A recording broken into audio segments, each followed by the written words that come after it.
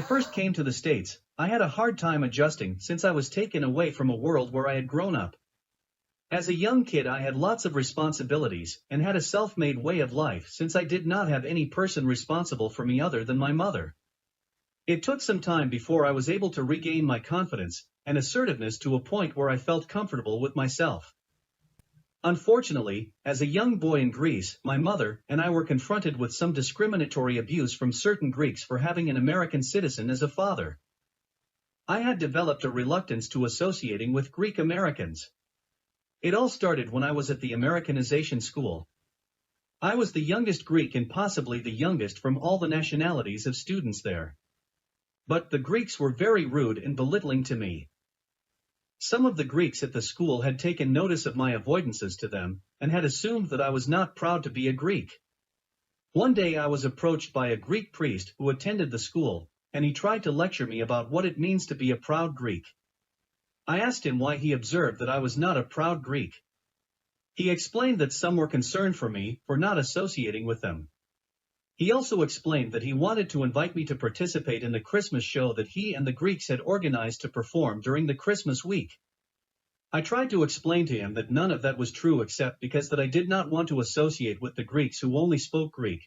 I was there to learn English quickly, so I did not have to stay there for 2 years. I also had the same experience with more Greeks that I tried to associate with when we lived at downtown DC. My mother's Christian upbringing had guided me not to use profanities, and to always be courteous to people. One day as I was traveling north on 16th Street Northwest to visit a customer, I noticed some posters of St. Constantine and Helen Greek Orthodox Church advertising their bazaar. So, that weekend, reluctantly I went there. As I got there, I couldn't shake my feeling about Greek relations as I looked around. All was Greek to me.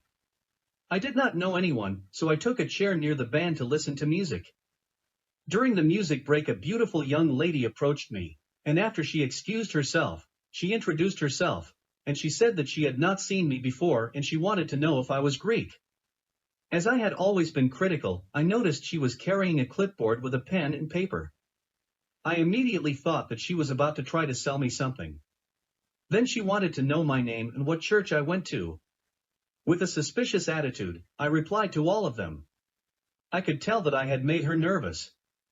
With a great smile she started to explain the reason why she introduced herself to me. She asked me if I was familiar with the church youth group organization named GOYA.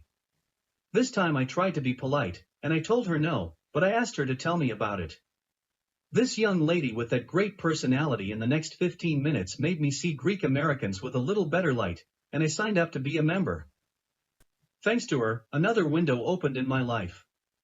She introduced me to her brother, and from then was the beginning of my involvement with the Greek American community of St. Constantine and Helen Greek Orthodox Church.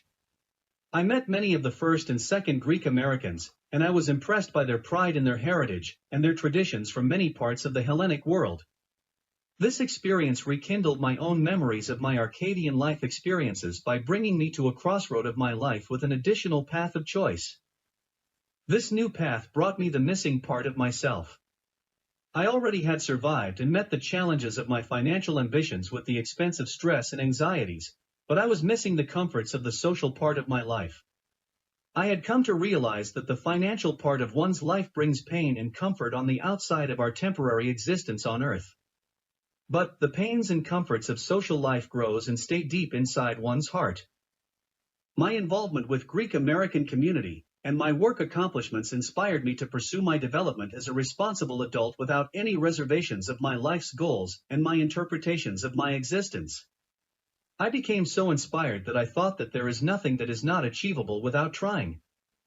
As the GOYA organization of St. Constantine and Helen grew and became popular because of some great and energetic young people, I got more involved and, in the process, I met many nice, respectful, and caring individuals. At that time, the dean of St. Sophia Greek Orthodox Church, the other church in Washington, D.C., was John Tavlaritis, and the other priest was Father Cambanis, the one that I went to the Americanization school with. The dean of that church did not allow the formation of the GOYA group. Because of that, many of their young parishioners had joined our group.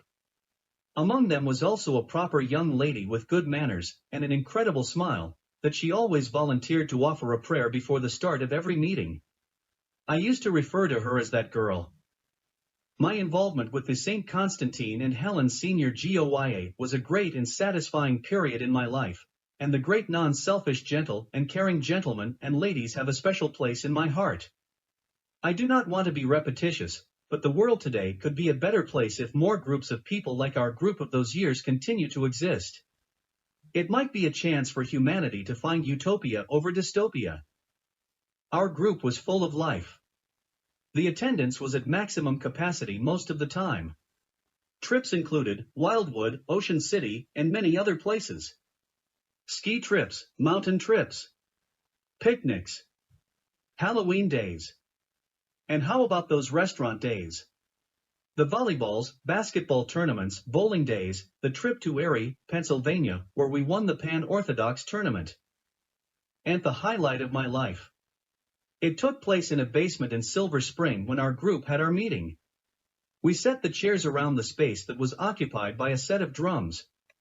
After the meeting was over, the member lady owner of the drums was encouraged by all to show us her drum talent. As the group members were admiring her drum beating skills, I lost my breath when I got smacked on my side by an elbow, and a female voice calling out, "Bacchus! You want to take me out?" I didn't know how to react from the pain, the loss of breath, the noise, and trying to comprehend the question. It was that girl. I grew up with my mother's Christian cable toe. When I came to the States, the cable toe was cut, then it was reconnected by that girl, and because of that, proudly, I say I am my mother's son, and that girl's husband.